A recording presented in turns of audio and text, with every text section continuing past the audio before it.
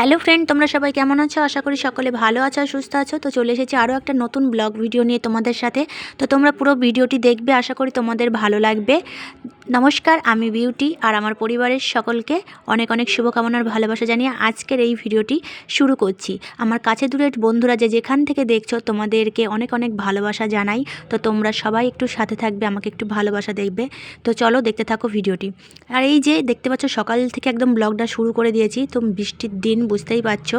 তো আমি ওই জন্য সকাল সকাল স্নান করে নিয়েছি। এই ভিডিওটা কিন্তু কালকেকার ভিডিও, আমি কিন্তু আজকে এডিট করছি, ঠিক আছে?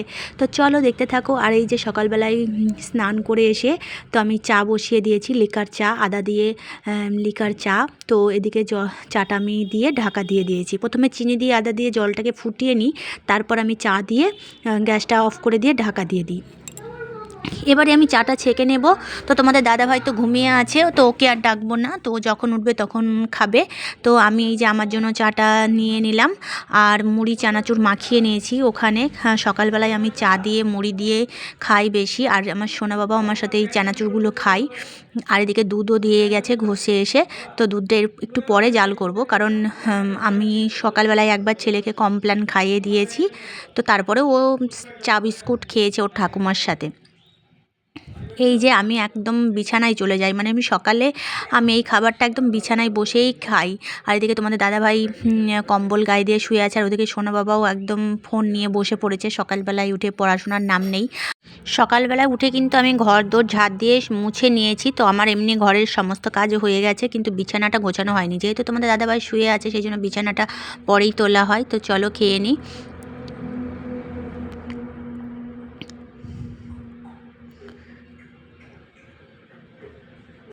তো এই যে সোনা বাবাও আমার সাথে বসে পড়েছে চানাচুর খেতে। তো ও মুড়ি চা খাবে না, কিন্তু ও চানাচুরগুলো বেছে বেছে খাবে। আর ও জানোই তো চানাচুর খেতে খুবই ভালোবাসে। আর এদিকেও আমিও খাচ্ছি আর কি। তো তার কিছুক্ষণ পর আমি এদিকে চলে এসেছি রান্নাবান্না করতে। তো রান্নার জন্য এই যে সবজি কেটে নিচ্ছি। এই যে আজকে করব সজনে ডাঁটা দিয়ে, আলু দিয়ে, বড়ি দিয়ে ঝোল আর মোচার ঝাল। আর এদিকে আমি ভাতটাও বসে দিয়েছি। মোচাটা তো আমি আগের দিন কেটে রেখে দিয়েছিলাম, তো সেই মোচাটাই আজকে রান্না করব। এই যে মোচাটা ফ্রিজে রাখা ছিল, তো মোচাটাকে আগে প্রথমে ভাপ দিয়ে নিয়ে নেব, তারপরে আমি মোচাটা রান্না করব। তো চলো ততক্ষণ কেটে নিই সবজিগুলো। তো এই দেখো রান্না শুরু করে দিয়েছি। ভাত হয়ে গেছে। আর কী রান্না করছি দেখো।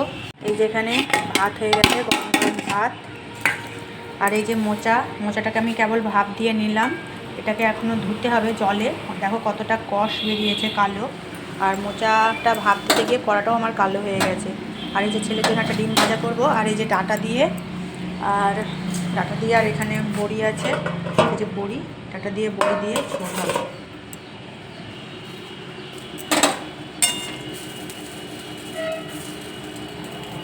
তো ওদিকে আমার ডাঁটার তরকারি হয়ে গেছে, তো ওটা তোমাদেরকে দেখালাম না। তো তারপর আমি দেখো মোচার তরকারি রান্না করব। তো মোচার জন্য যে ছোটো ছোটো করে আলু কেটে নিয়েছি, তো আলু দেবো এই মোচার মধ্যে। আর এই যে ডালটাকে ভিজিয়ে রেখেছিলাম, মসুরির ডাল, মানে বাটা করে ওই যে একটু চাপড়ি মতন করে হালকা ভেজে ওই মোচার মধ্যে দেব।